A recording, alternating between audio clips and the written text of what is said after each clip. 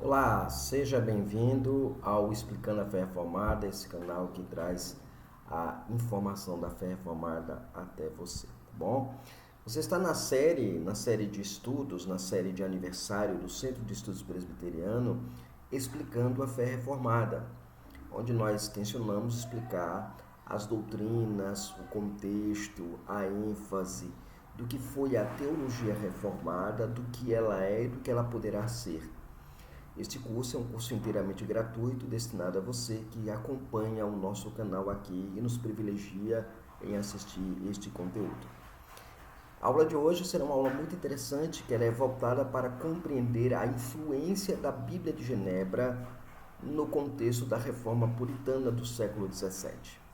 Você será surpreendido com as informações que você aprenderá nesta aula.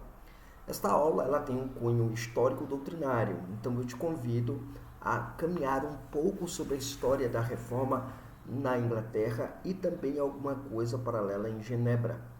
Você vai se surpreender com as informações que você adquirirá neste curso de hoje, nesta simples aula. Não será uma aula longa, uma aula simples, didática, rápida, objetiva, mas com muito conteúdo. Lembrando a você que o nosso e-book desta aula estará disponível na descrição deste vídeo. Também, em relação à aula anterior, a aula de ontem, também estará o link nesta descrição para você ter acesso ao conteúdo. Se você desejar nos ajudar de maneira a compartilhar, a dar o seu like, a divulgar o conteúdo, a ter de fato uma compreensão de que outras pessoas podem aprender a palavra de Deus através do nosso curso, faça um favor, compartilha. Se você desejar também contribuir financeiramente com este projeto, também estará indicado na tela do nosso vídeo como você poderá fazê-lo para a glória de Deus. Mas acima de tudo, nós queremos que você aprenda a palavra de Deus. Você pergunta, é gratuito? É gratuito. No final você não vai oferecer nenhum curso. Tudo é para que você aprenda a palavra de Deus na perspectiva reformada. Deus abençoe. Vamos à aula de hoje, a Bíblia de Genebra e a sua influência na reforma puritana.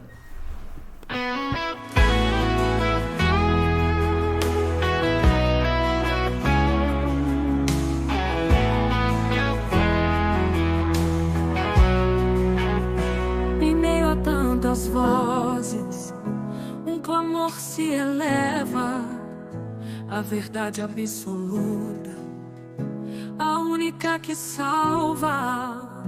Nas páginas sagradas, a fonte de luz, a palavra de Deus guia para a cruz. Só a Escritura, a fé que nos liberta da tradição humana, da doutrina incerta. Na Bíblia encontramos a verdade imutável, alicerce da fé, a rocha inabalável. Cristo disse: não há outro evangelho, nem outro caminho que os leve ao Pai sem mim. A igreja pode errar, o homem pode falhar, mas a palavra de Deus sempre prevalecerá.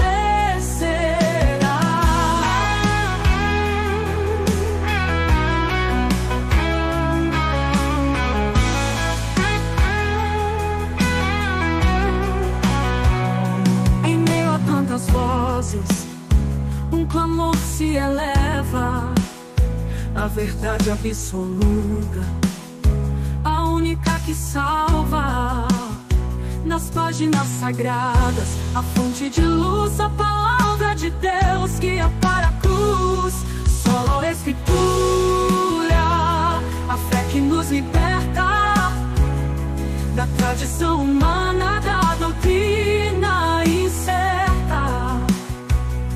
Na Bíblia encontramos a verdade imutável, alicerce da fé, a rocha inabalável. Cristo disse: não há outro evangelho, nem outro caminho que os leve ao Pai sem mim. A igreja pode errar, o homem pode falhar, mas a palavra de Deus sempre prevalecerá.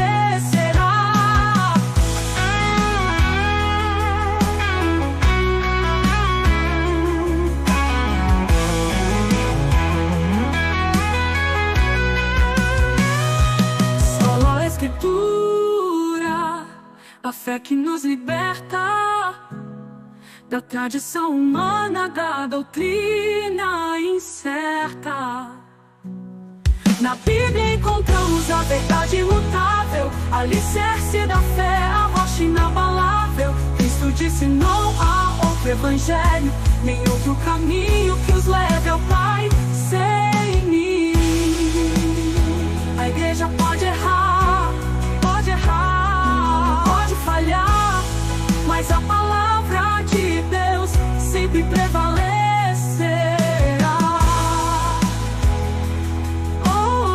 Sempre prevalecerá.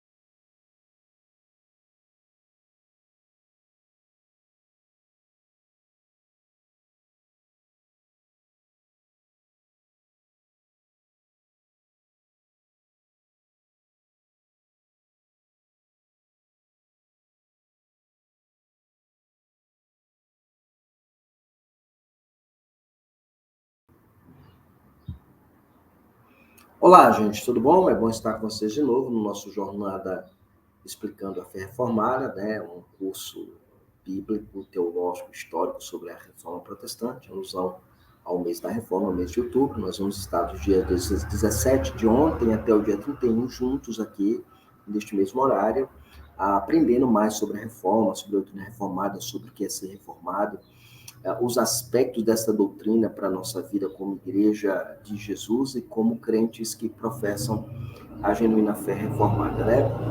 Muito bem, o tema da nossa aula de hoje é a Bíblia de Genebra e a sua influência na reforma puritana. E lembrar você que você não precisa anotar nada, né? Porque está aí na nossa descrição deste vídeo, abaixo desse vídeo, nós vamos ter todo o material de apoio, né? Vamos ter o nosso e-book desta aula disponível para você fazer o download e também haverá os links para você adquirir as versões físicas dos livros que serão citados em nossa aula durante a nossa apresentação, tá bom? Muito bem, meu nome é João França, sou o presidente e fundador do Centro de Estudos Presbiteriano, que agora, em outubro, completa 24 anos de existência, né?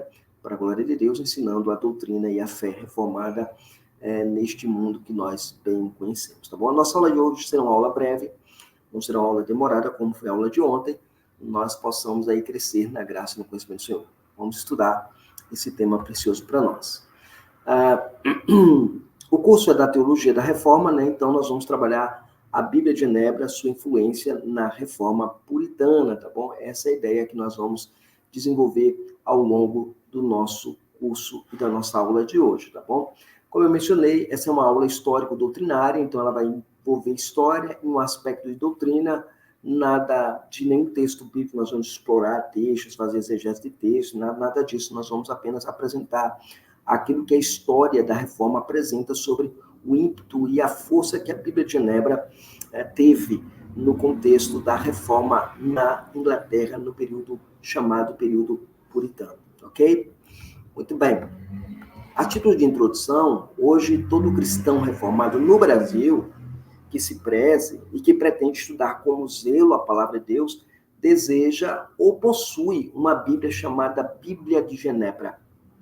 Você deve ter na sua biblioteca, eu tenho aqui, eu ganhei inclusive de um grupo de alunos, né, de uma classe de catecismo que nós tínhamos no WhatsApp, e que ainda existe a classe, mas como eu perdi contato com boa parte desses alunos, eu não tenho como nem voltar mais, porque eu mudei de número, acabei mudando de número, mas... e aí esses alunos, que são de diversos lugares do Brasil, em gratidão pelo curso que eu estava oferecendo, eles mandaram para mim de presente uma Bíblia de Genebra, segunda edição, né? Muito bem, então, todo mundo, hoje, no meio reformado, almeja ter a Bíblia de Estudo de Genebra, uma Bíblia muito boa, uma Bíblia muito bem elaborada, né?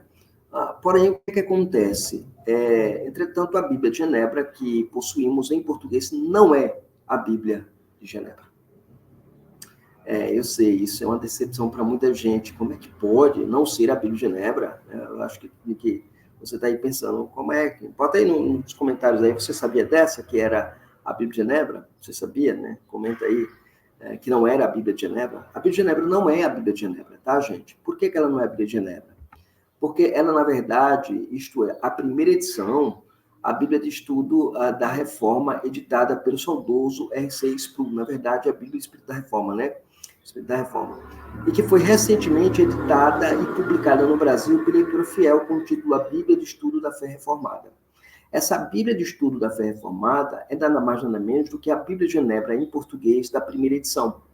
A segunda edição que você observar, que você tem da Bíblia de Genebra em português, ela é uma edição feita pelo editor-geral chamado Richard Pratt. Richard Pratt, autor daquele livro lá, Ele Não Viu História, autor daquele comentário lá de Reis, né, e de Crônicas, se não me falha a memória, publicados pela Leitura Cultura Cristã. Então, o que você tem? Você não tem uma Bíblia de Genebra.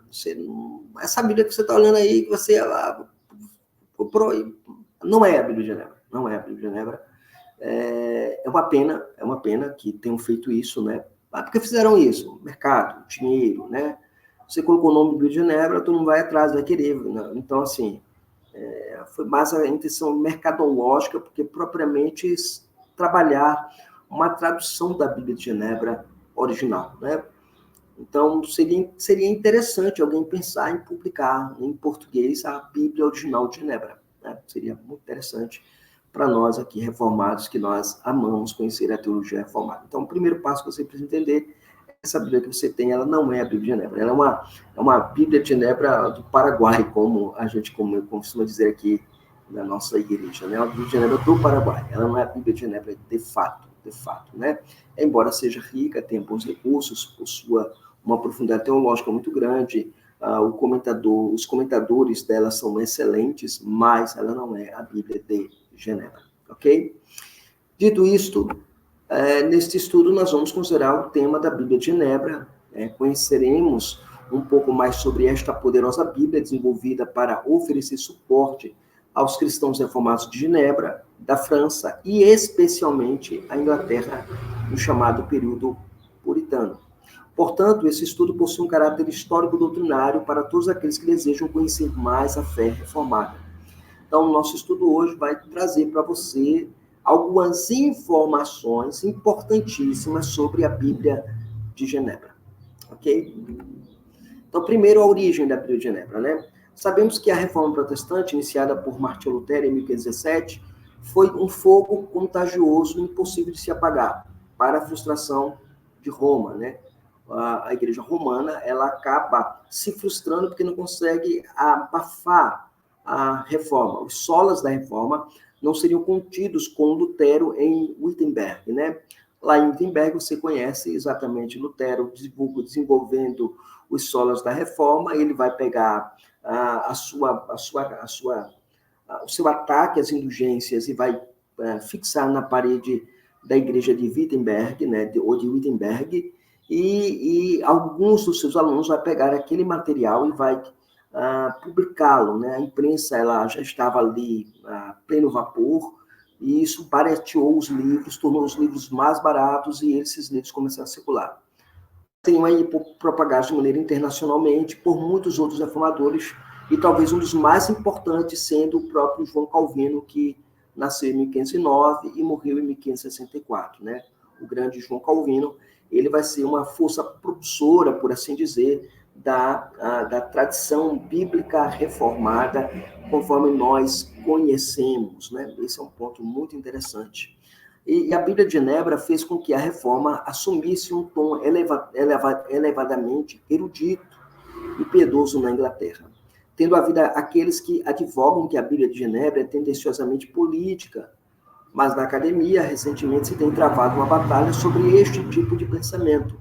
Por exemplo, o Gerald Hammond, né, por exemplo, ele argumenta que, embora as notas sejam teologicamente calvinistas, elas não são politicamente controversas, né? Então, é um detalhe interessante, né? Ele lembra que a Bíblia de Genebra, ela é uma obra que tem as notas dela inclinadas à teologia reformada ou teologia calvinista, como nós bem conhecemos, né? Aliás, nós, como presbiterianos, eu falo pelo Centro de Estudos Presbiteriano e pelo canal Explicando a Fé Reformada, nós subscrevemos os padrões confessionais de Westminster, tá? Todos os padrões confessionais de Westminster e seguimos a doutrina reformada ali expressa. Isso não quer dizer que a gente ignora, por exemplo, as 3 formas de unidade, nós entendemos que elas são laços irmãos, né, da doutrina reformada, e bem como as doutrinas de igrejas não presbiterianas também, a Assunção, como Savoy, a Constância Londrina, né, e tudo que envolve a teologia reformada, né. Então, a primeira informação que a gente tem é que as notas da Bíblia de Genebra, elas eram teologicamente calvinistas, mas elas não eram controversas em determinados campos políticos. Em essência, diz Hammond, né, em essência, as notas da Bíblia de Genebra combinam o erudito e o popular. Raramente olham para qualquer coisa que possa ser chamada de sediosa. Doutrinariamente, sua posição é inteiramente o que seria esperado: protestante, calvinista, anticatólico. Mas essas notas são superadas em número por aquelas que visam revelar ao povo a natureza do texto original e onde ele obscura o seu significado. Veja, em síntese, a Bíblia de Genebra, ela era uma Bíblia que estava preocupada em ensinar doutrinas ao povo. Doutrinas protestantes, doutrinas calvinistas, doutrinas que tornavam o cristão reformado de fato que ele é. E, de fato, explicar o que é o texto, né? O alvo de uma Bíblia de estudo deveria ser explicar o texto. As notas de estudo de uma Bíblia deveriam ser hermenêuticas e teológicas. Hoje vivemos um período em que parece que as notas de estudos das Bíblias, elas são mais teológicas e pouco hermenêuticas, pouco exegéticas, né? Pega a afirmação padrão é isso e pronto, você joga lá. Não, a Bíblia de Genebra tinha um diferencial em relação a isso, né? Ela se diferenciava por causa desse aspecto que ela possuía, né? E isso é interessante. Sabemos que a primeira tradução da Bíblia para o vernáculo foi a Bíblia de Lutero, né? Isto no que tange à Reforma Protestante, na Alemanha. E, posteriormente, na Inglaterra, temos o grande William Tyndale, né? E a sua tradução da Bíblia para o inglês. A tradução do Novo Testamento teve como texto base, né, o texto de Erasmo de Roterdã, que também ele consultou a Vulgata e a edição de Lutero, né? Então, você vai ter lá, Tyndale, ele vai consultar os textos originais, vai consultar a Vulgata Latina e vai consultar a edição alemã de Lutero para a Bíblia Sagrada, para ele verter a Bíblia para o inglês. Lembra disso, né? O desafio de Tyndale é exatamente este, né? Muito bem. A Bíblia de Genebra, ela é de 1560 e foi produto de um homem chamado William Whittingham, né? Whittingham, nascido em 1524 e falecido em 1579.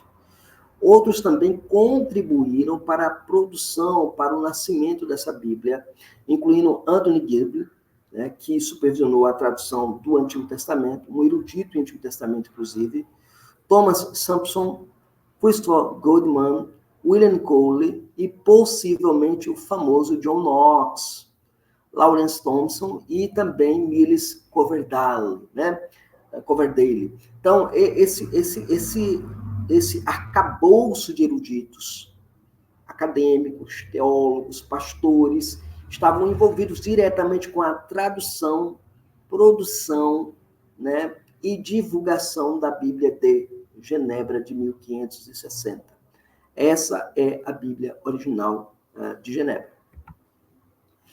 Agora, eu preciso fazer uma correlação aqui de Tyndale e a Bíblia de Genebra. A Tyndale foi para o continente em 1524, né, para trabalhar na tradução do Novo Testamento. As primeiras cópias chegaram na Inglaterra somente 2 anos depois, mas morreu antes, né, ele morreu antes de concluir o Antigo Testamento por ordem das autoridades católicas. Ele foi queimado vivo pela heresia de quê? De tradução da Bíblia para o vernáculo, né? Era uma heresia você ter a Bíblia na língua comum do povo. Às vezes, quando você estuda a história da Reforma, você se pergunta por que os reformados, tem muita obra deles em latim, né? As Institutas, um exemplo, né? Porque na mente erudita, você tinha que alcançar, inclusive, a liderança eclesiástica. E uma das maneiras de fazer é produzir material em latim, não na língua vernácula, né? Nesse caso aqui, ele é reverso. A língua vernácula era tida como uma heresia para a tradução da Bíblia. A Bíblia tem que ficar no poder do clero. A Bíblia não tinha o poder de ser divulgada ao povo, né? Nos dias de hoje, nós vivemos um período, digamos, mais ou menos bom, né? Onde a Bíblia todos têm acesso, mas embora todos tenham acesso, poucos têm um interesse, de fato, de conhecer a sua Bíblia, né? É nesse contexto que nasce a chamada Bíblia de Genebra. William Tyndale reconhecerá que os leitores da Bíblia precisavam de ajuda, por isso acrescentou prólogos e notas de sua tradução. As autoridades não gostaram dessa inovação. Até o próprio Henrique VIII proibiu categoricamente a inclusão de notas explicativas. Qual era o problema com as notas explicativas?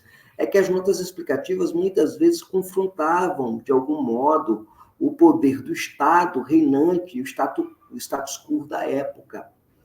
Então, quando você olha para a Bíblia de Genebra, ela é recheada de comentários de passagens bíblicos, e esses comentários de passagens bíblicas, e esses comentários são elucidativos, explicativos e às vezes confrontadores para a liderança na época. Então, era proibido você produzir uma Bíblia que não que tivesse notas explicativas.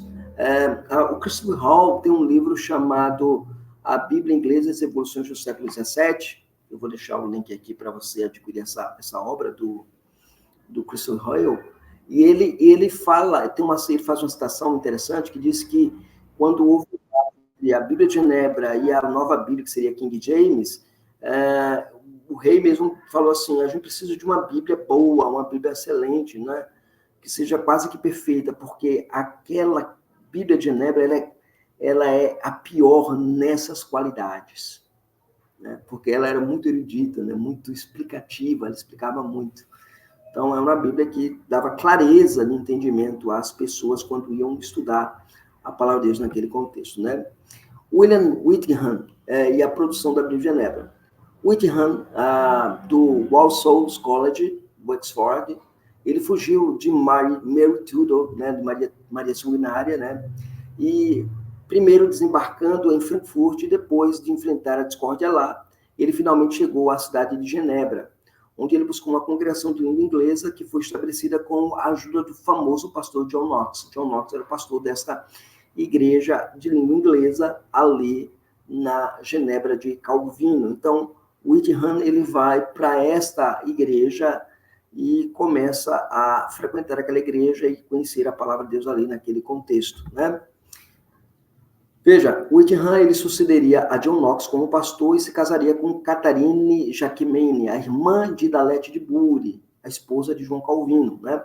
Talvez não houvesse melhor lugar para começar uma nova tradução e comentário da Bíblia.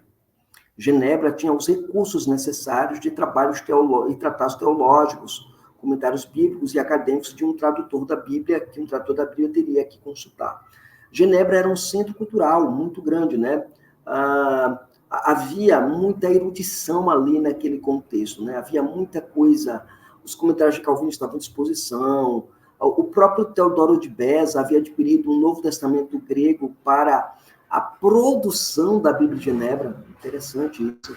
Então, você começa a estudar a história da igreja e da Bíblia de Genebra, você vê que a influência de Genebra na Bíblia que foi produzida é muito grande. Genebra era o centro acadêmico da tradição reformada, ou como vai dizer alguém mais à frente, que é a mais perfeita escola de Cristo na Terra, diz John Knox, a respeito da cidade de Genebra. Então, quando você olha para a cidade de Genebra e vê que ela acolheu o projeto de traduzir uma Bíblia para o inglês e que fosse eficiente nas suas notas, e usaram comentários de Calvino, inseriram comentários de Calvino, explicação de passagem, inclusive a carta ao leitor da Bíblia de Genebra foi escrita pelo grande João Calvino. Veja, ele publicou a tradução, né, do Novo Testamento em inglês em 1557, uma obra que se baseou fortemente na tradução anterior de Tyndale, em 1526, daí houve a influência de Tyndale também na Confecção de Genebra, bem como na tradução latina do Novo Testamento em 1556 por Teodoro de Beza. O prefácio da tradução foi a Epístola de Calvino, 16 páginas sobre Cristo é o fim da lei. E aqui estava o início do que evoluiria para uma tradução de toda a Bíblia por Whitman, né? Então, você vai ter lá a Bíblia sendo aí fomentada, estabelecida, né? Colocada para que as pessoas pudessem ter acesso à cultura do estudo e da fé bíblica como um todo, né? Melhor, agora, vamos ver as características da Bíblia de Genebra, né? No ano de 1560, em Genebra, ele concluiu a Bíblia de Genebra. Bruce diz que esta não é uma mera tradução, ela era superior a todas as demais traduções existentes na época, pois a qualidade da impressão e a clareza das notas eram diferenciais da composição da Bíblia de Genebra, no estilo em que era possível compreender a Bíblia. Por quê? Porque ela foi pioneira em várias inovações em conteúdo e tradução. Por exemplo, ele usou a palavra igreja, né, ao traduzir o termo eclésia, em vez de congregação, como faz Tyndale e Coverdale. Além disso, Paulo não é nomeado autor de Hebreus e Tiago. Pedro e 1 João e Judas são pela primeira vez chamados de epístolas gerais, em vez das usuais epístolas católicas, que as traduções anteriores usavam da tradição da Vulgata latina, como, por exemplo, a King James e a versão revisada, né? A Bíblia de Genebra, ela também mudou várias aparências estéticas. Ela usava uma fonte romana legível, em vez da obscura fonte preta gótica. Foi a primeira a usar versos numerados, cada um dos quais iniciava um novo parágrafo.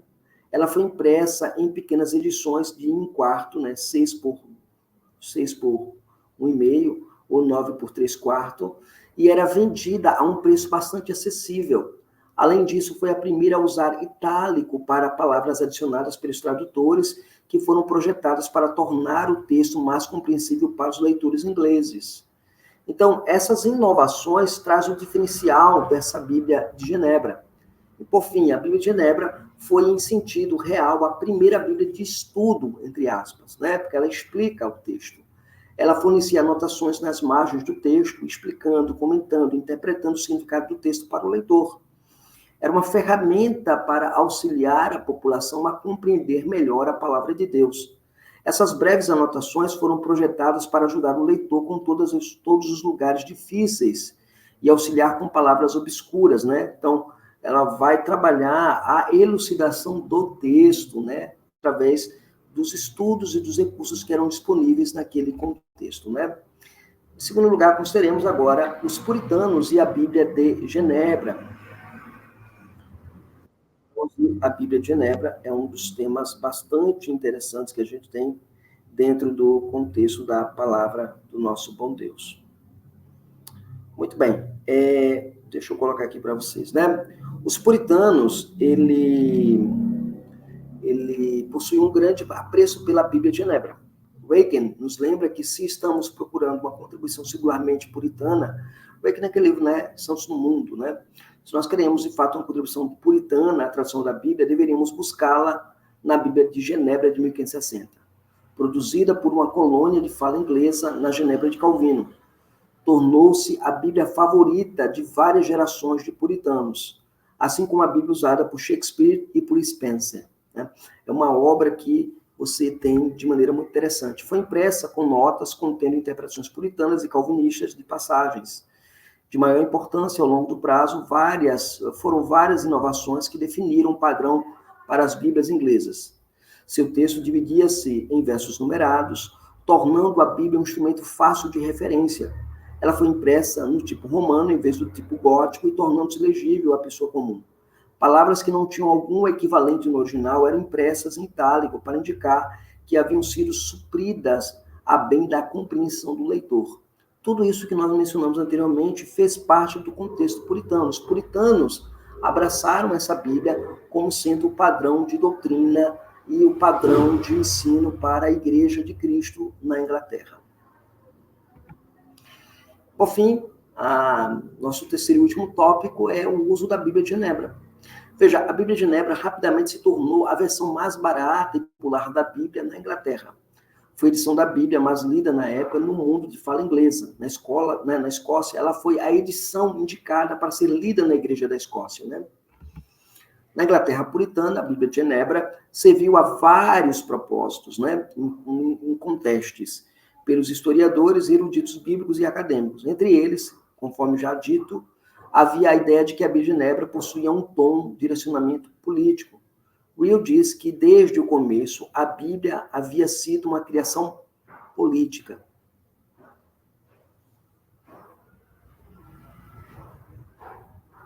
Peraí, gente, já volto.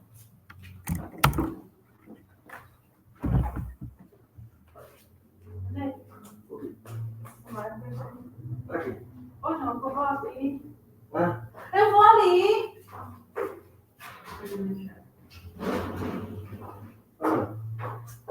Vou ali com uma linha. Na chinela. Me dá R$100 pra mim.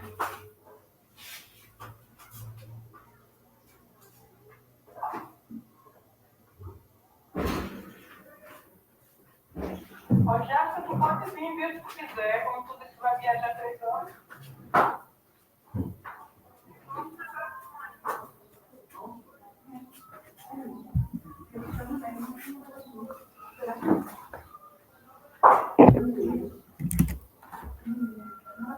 Então, voltando aqui, gente. Hill, ele desde o começo, ele diz que a Bíblia tem sido uma criação política, né? Então, primeiro o uso social da Bíblia, né? A Bíblia de Genebra foi deveras usada em suas notas para mostrar piedade para com os que sofrem. Nos textos tais como Gênesis 29 e 31, sobre o desprezo que lhe ia submeter a Raquel, a Bíblia de Genebra oferece o seguinte comentário interessante. Frequentemente, aqueles que são desprezados pelos homens são favorecidos por Deus. É curioso esse texto, porque você percebe que a visão puritana, ela transparece na leitura do texto dentro da Bíblia de Genebra, onde os puritanos ensinavam que os homens nunca deveriam desprezar os outros homens, porque o favor de Deus estaria com aqueles que são desprezados. Isso é curioso, porque você percebe no próprio texto genebrino, né, da Bíblia, onde, de fato, você aprende muito sobre essa questão social, né? Também havia o uso anticlerical da Bíblia, né? A Bíblia de Genebra foi também usada para se colocar contra o clericalismo da Igreja da Inglaterra.